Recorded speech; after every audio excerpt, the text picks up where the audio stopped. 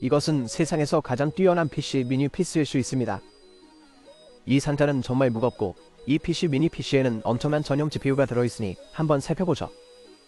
호키즈.com을 사용하면 저렴하고 쉽게 윈도우 라이선스를 받을 수 있으며 액션 TN20을 사용하면 추가 할인 혜택을 받을 수 있습니다.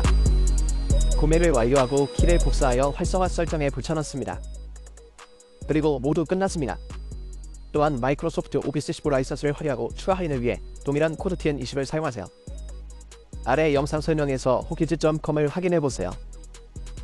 이것이 로그뉴시 970 게이밍 미니 PC입니다. 게임 이상의 것 같으니 살펴보도록 하죠. 너무 무겁네요. 너무 무겁죠? 알았어요. 너무 무겁네요. 안전정보. 이게 뭔가요? 이것들이 무엇인지 잘 모르겠습니다. 좋아요. 스탠드가 있고 전원 장치도 있을 것 같아요. 330W. 와, 그거 맞는 것 같아요. 내 케이블이 어떻게 보이는지 아시나요? 여기가 윗부분이고 여기 고무발이 보이시죠? 잠시 후에 뜯어서 안에 뭐가 있는지 살펴보겠습니다. 하지만 이 크기에 비해 너무 무거운 느낌이 듭니다. 내부에 금속 방열판이 많이 있습니다. 여기 왼쪽에 그립이 몇 개 있고 오른쪽에도 몇 개 있는데 아마 흡입구도 있고 위쪽에도 있을 겁니다. 노즈에 작은 사각형 로고가 보이네요. 어쩌면 광장의 용무가 그거일 수도 있겠네요. 이걸 벗겨내고 자신의 무덤처럼 만들거나 레이저로 자신의 로고를 새기면 빛이 나겠죠. 전면 I/O SD 카드 리더는 풀사이즈 SD 카드 리더입니다. 멋지네요. USB 타입의 포트 2개와 헤드폰 마이크 콤보 잭이 있습니다. 뒷면에는 디스플레이 포트 2개, HDMI 포트 1개, 썬더볼트 4 2.5GB 랜, USB 2.0 포트가 있고 그 외에 10GB USB가 몇 개 있습니다. 그러니까 여기서 바꿔보려고 하는데 무슨 역할을 하는지는 잘 모르겠네요. 먼저 켜서 얼마나 강력한지 확인한 다음 나중에 분해해보겠습니다. 알겠습니다. CPU에 코어 얼트라 985H 메모리가 있습니다. DDR5 5600MHz 35기가가 있어요. SSD를 구입했는데 삼성 990, 980 프로 같은 제품인 듯합니다. 2.5기가 컨트롤러와 RTX 4070 노트북 GPU. 그럼 이제 이 CPU의 성능이 얼마나 좋은지 살펴보겠습니다. 여기 써니뱅 R23이 있어요. 이 CPU에는 16개의 코어와 22개의 스레드가 있습니다. 그중 6개는 B코어이고 8개는 E코어입니다. 저효율 코어도 있고 인텔이 저전력 효율 코어라고 부르는 것도 있습니다. 여기 테스트메스터나 작업 관리자에서는 볼 수 없을 것 같아요. 엄격한 선색. 재밌네요. 이것은 당신이 계획한 일이 아닌 것 같습니다. 한 가지 테스트를 한 다음 써니뱅을 살펴보겠습니다. 와, 우리는 이미 열 조절을 하고 있네요. 무슨 일이 일어나고 있는 거야? 모든 P코어에 열 조절 기능이 있습니다. 우리는 102W를 밀어내고 있어요. 핵심 온도는 얼마입니까? 모든 P코어는 100도입니다. 실제로 공기는 어디에서 배출되나요? 네, 측면에서 바깥으로 나오는데 냉각에는 좋지 않아 보입니다. 네, 아나란 9,002만 포인트 정도일 겁니다. 좀 겁정스러운 일이네요. 흥미로운 점은 여기에 클럭 속도를 살펴보면 최대 타부가 115W라는 것입니다. 여기서 무엇을 밀어낼 수 있을까? 이 방은 정말 따뜻하네요. 현재 기온이 28.1도이고 우리는 열 조절을 하고 있습니다. 온도가 5도 낮았다면 아마 열 조절은 일어나지 않았을 겁니다. 하지만 한번 더 시작해서 어떤 차이가 있는지 살펴보죠. 좋아요. 지금은 111W에 도달했습니다. 보시다시피 모든 P코어는 여전히 열접으로 조절됩니다. P코어의 가장 낮은 가력은 199.99입니다. 가장 높은 온도는 101도예요. 여기서 두 개를 추진하려고 하는데 여기에는 저전력 효율 코어도 있습니다. 그 사람들도 뭔가를 하고 있는 것 같아요. P코어 두 개가 5.1GHz에 가까운 5.0으로 올라갔는데 이게 그들이 제공하는 것입니다. 하지만 지금으로선 이것의 열 성능이 그다지 좋지 않은 듯합니다. 열적으로 많은 제한이 발생하는데 이는 간과해야 할 부분입니다. 이제 GPU를 살펴보고 GPU가 얼마나 좋은지 알아보겠습니다. 이건 RTX 4070 노트북 GPU이고 얼마나 많은 성능을 낼 수 있는지는 모르겠으나 현재 우리가 끌어올 수 있는 최대 전력은 23W입니다. 그러니까 1440P로 작업하고 그 다음에는 맥으로 작업하겠습니다. 140W면 나쁘지 않네요. 이는 노트북이나 모바일 4070으로 얻을 수 있는 가장 높은 성능 중 하나입니다. 우리 GPU의 냉각이 완벽하게 최적화된 것 같습니다. 보시다시피 GPU는 140W를 소모하고 온도는 67도였습니다. 핫스팟은 75도입니다. 11개가 87이라 참 좋네요. 이 방의 온도는 28도예요. 매우 더운데 GPU는 매우 잘 수행되고 있습니다. 지금 CPU가 무엇을 하고 있는지 보고 싶습니다. 그 CPU 패키지를 보세요. 지금 34W를 소모하고 있는데 온도가 100도예요. 그들은 난방 보안을 공유할 수도 있습니다. 코어 온도는 그렇게 나쁘지 않지만 CPU 실제 다이의 온도는 103도입니다. 패키지의 열 조절 기능을 살펴보세요. 하지만 실제로는 CPU가 아닌 GPU에 부하를 주고 있습니다. 그래서 거기서 무슨 일이 일어나고 있는지 잘 모르겠어요. 냉각 장치를 점검해야 해요. 다시 한번 살펴보면 이 패키지의 CPU 온도는 103, 104도까지 올라갑니다. 우리는 24, 14W만 소모하고 있어요. 보세요. 14, 죄송합니다. 30, 30W, 110이에요. CPU가 완전히 냉각되었으므로 내부에서 무슨 일이 일어나고 있는지 살펴봐야 합니다. SD카드를 꽂았어요. 저는 거기서 초당 60MB의 속도로 SD카드에 데이터를 쓰고 있어요. 이것의 읽기 속도도 살펴보겠습니다. V90은 초당 90MB를 쓸 수 있어야 한다고 생각합니다. 제 생각에는 맞는 것 같습니다. 카드에서 데스크탑으로요. 이제 끝났나요? 그건 정말 즉각적이었어요. 그럼 왜 그렇게 빨리 복사되는 걸까요? 다운로드로 가보겠습니다. 즉시 복사되는데 어떻게 가능한 걸까요? 이건 좀 이상하네요. 이제 SD카드에 다른 파일이 몇 개 생겼습니다. 우리는 이를 다시 바탕화면에 즉시 복사할 것입니다. 어떻게 이런 일이 가능한가? 미친 짓이네요. 이걸 끄고 안을 살펴보죠. 여기 아노즈 로고에 불이 들어와 있는 게 보이시나요? 그건 취소됐어요. 여기 바닥에 나사가 2개 있습니다. 좋아요. 이쪽으로 열리네요. 그럼 여기 작은 로고가 있어요. 로고 기억하시나요? 상자 안에는 검은색 사각형이 2개 있었습니다. 그러니까 기본적으로 할 수 있는 건 3D로 프린트하거나 로고를 직접 조각한 다음 여기에 놓으면 본질적으로 빛나게 되는 거예요. 이 검은색은 이제 뒤로 미끄러집니다. 저기 뒤쪽 나사를 풀고 나면 셋이 전체를 분리할 수 있고 여기에 LED 로고가 표시됩니다. 흥미로운 점은 이번에는 뒷면의 딜름 슬로드 위에 아예 일종의 열패드가 있고 CPU 플레이트 뒷면에도 약간 있다고 가정합니다. 아니면 GPU. 정사각형이니까 아마 CPU일 거예요. 직사각형 모양의 CPU와 GPU가 이 CC에 더 많은 열을 전달하므로 이 CC를 방열판으로도 사용하세요. 정말 훌륭한 디자인이에요. 그럼 이제 나사를 조여보죠. 여기에는 숫자 1, 3, 4, 5가 표시되어 있습니다. 여기가 그 안이에요. 흥미로운 점은 세 번째 슬롯에 있고 여기에 풀사이즈 슬롯이 2개 더 있다는 것입니다. 따라서 쉽게 업그레이드 할 수 있습니다. 보시다시피 이것을 위로 올리고 저 2개를 업그레이드하면 됩니다. 매우 쉬운 업그레이드. 업그레이드 할 수 있는 슬롯이 3개 있으니 엠범의 용량은 꽤 넉넉하죠. 여기에도 다른 M 슬롯이 있습니다. 여기는 스카이닉스입니다. 32GB 5600이지만 원한다면 쉽게 96까지 업그레이드 할 수 있습니다. 그러니까 실제로는 이 문제의 반대편으로 갈 필요는 없습니다. 우리는 반대편에 무엇이 있는지 보고 싶어 하거든요. 거기에 뭐가 있는지 보고 싶어요. 그리고 여기 아래쪽에 작은 와이파이 안테나가 있는 걸 볼 수 있어요. 그럼 SSD를 떼어내고 그 아래에 와이파이 안테나가 있습니다. 그러니까 이걸 벗을게요. 왼쪽은 검은색, 오른쪽은 흰색입니다. 우리는 반대편으로 가야 하니까요. 좋아요. 이제 이것을 꺼낸 후에 들어올릴 수 있는지 봅시다. 바로 이거예요. 시도해보세요. 제가 볼 수 있는 건 저기 뒤에 2개의 펜이 꽂혀 있다는 거예요. 그러니까 하나는 GPU용이고 다른 하나는 CPU용인 셈이죠.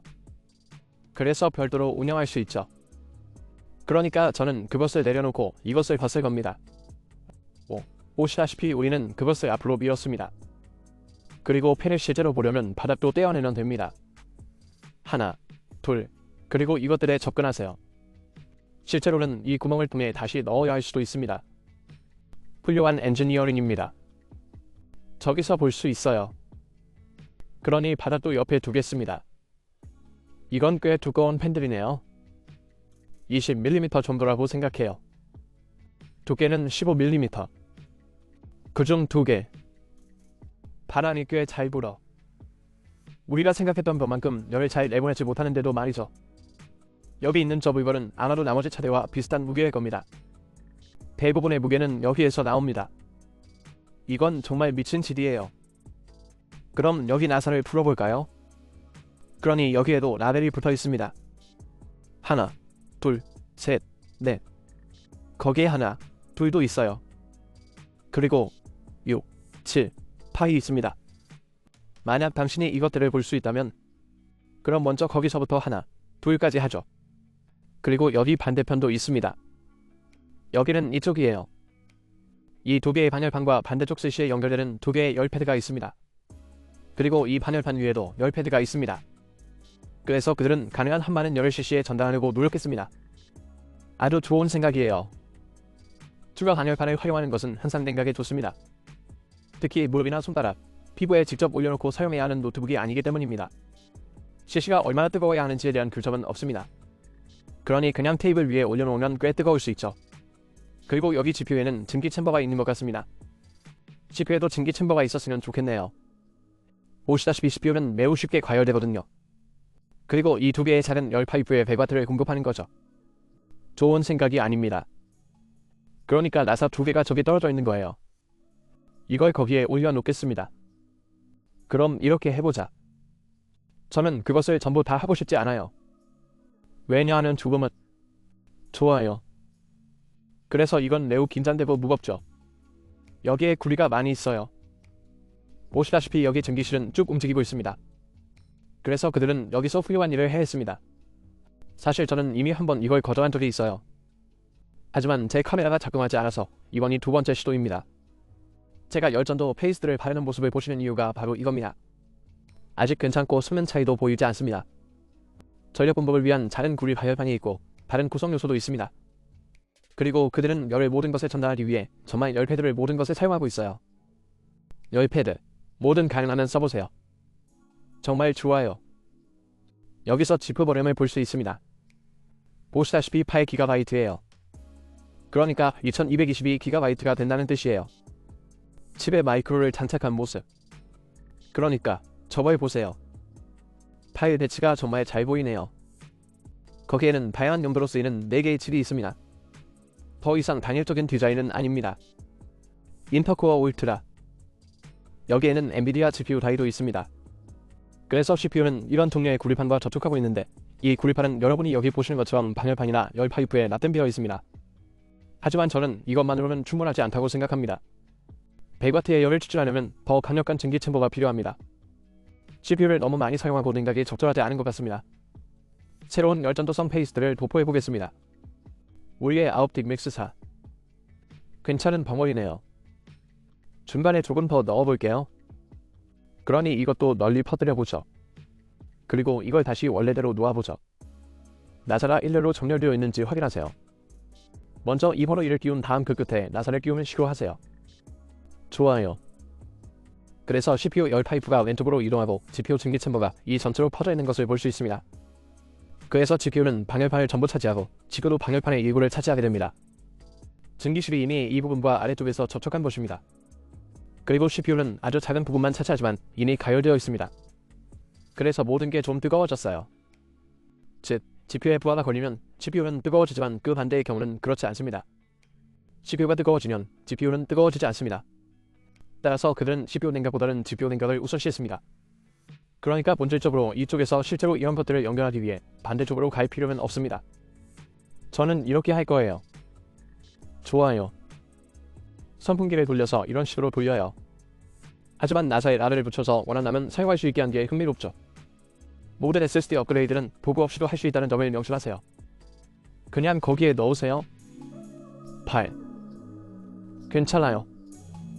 이걸 다시 원래대로 돌려놓자. 좋아요. 그리고 다시 합쳐졌습니다. 이제 열전도성 페이스트 도포 업그레이드가 실제로 차이를 가져왔는지 살펴보겠습니다. 글쎄요. 이미 피코어가 약간 제한을 받은 것 같습니다. 그쪽 하나. 같은 것. 모든 피코어가 제한됩니다. 전체 시스템 전력은 140W입니다. 그래서 우리는 그렇게 했습니다. 우리는 18,000을 약간 낮추었습니다. 백그라운드에서 뭔가가 실행되고 있는지 모르겠어요. P코어는 100도입니다. 우리는 이전처럼 옆으로 시도해보았습니다. 1899년. 제 말은 조금 더 따뜻하다는 거예요. 이제 실내 온도가 0.4도 더 따뜻해졌습니다. 회사의 마크를 살펴보자. CPU가 27을 끌어오는 것을 보세요. GPU가 140을 끌어내고 있습니다. GPU 온도를 보세요. 아주 괜찮아요. 물론입니다. 흥미롭네요.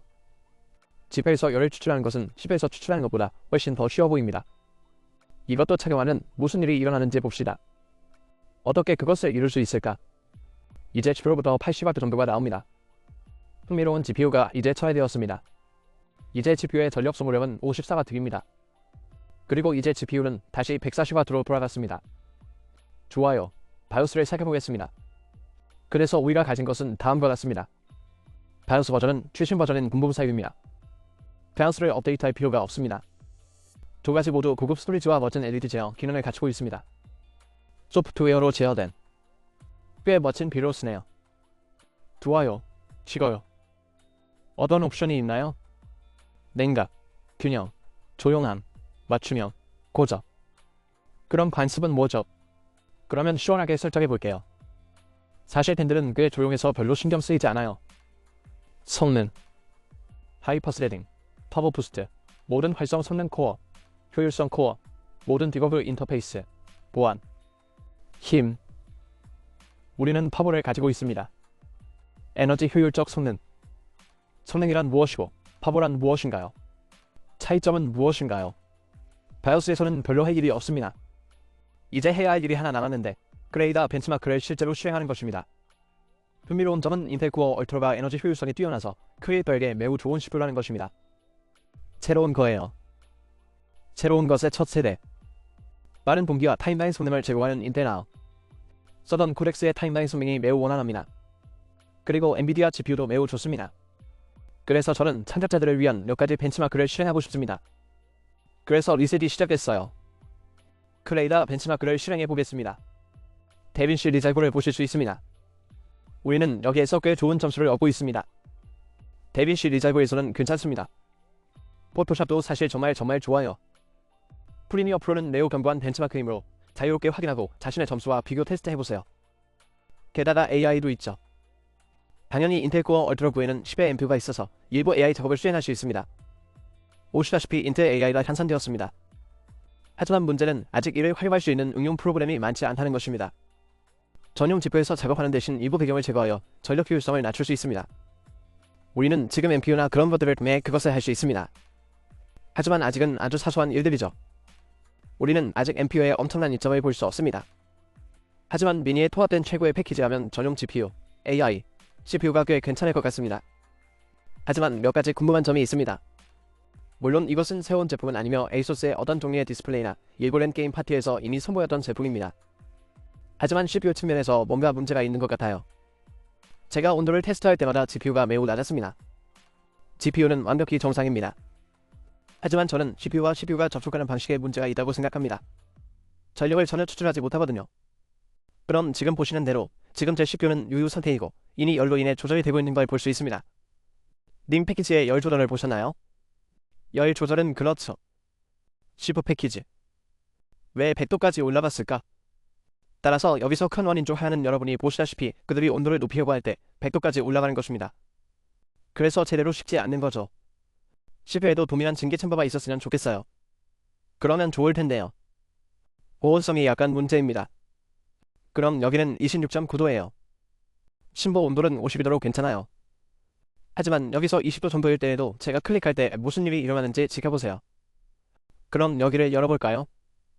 열 조절은 9500도까지 서승한 후 갑자기 열 조절이 패키지화되기 때문입니다.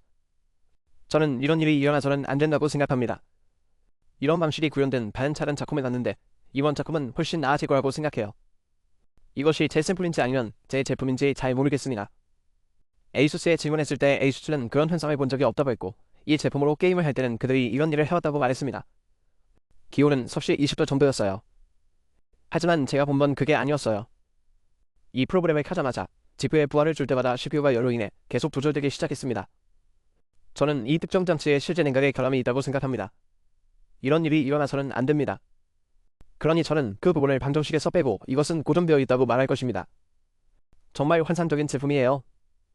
하지만 가격이 그렇게 비싼 것은 아닙니다. 꽤 비싼 편이고 작은 폼팩터와 그 안에 내장된 모든 것에 대한 비용을 지불하게 됩니다. 개인적으로 저는 로체 디자인을 그렇게 좋아하지 않습니다. 저는 아로지의 성능을 좋아하지만 게임 성능, 사이버펑크적인 모든 것을 좋아합니다. 그래서 저는 엇갈린 감정을 갖고 있어요. 디자인이 꽤 마음에 들어요. 나는 그것이 어디로 향하고 있는지 좋아한다. 하지만 이 기기에서 제가 기대하거나 원하는 것은 아직 조금 못 미칩니다. 크리에이터와 게이머를 위한 최고의 미니 PC. 여러분의 생각을 알려주세요. 당신에게는 이것이 어떻게 보입니까? 동의하시나요? 당신은 동의하지 않으시나요? 아래의 댓글란에 여러분의 의견을 남겨주세요. 최신 가격을 확인하거나 이 제품을 직접 구매하고 싶으시다면 아래 설명과 미니게도 링크가 있습니다. 나에게 연락하고 싶다면 언제나 미행 메시지로 답장하겠습니다. 시청해주셔서 감사합니다. 안녕.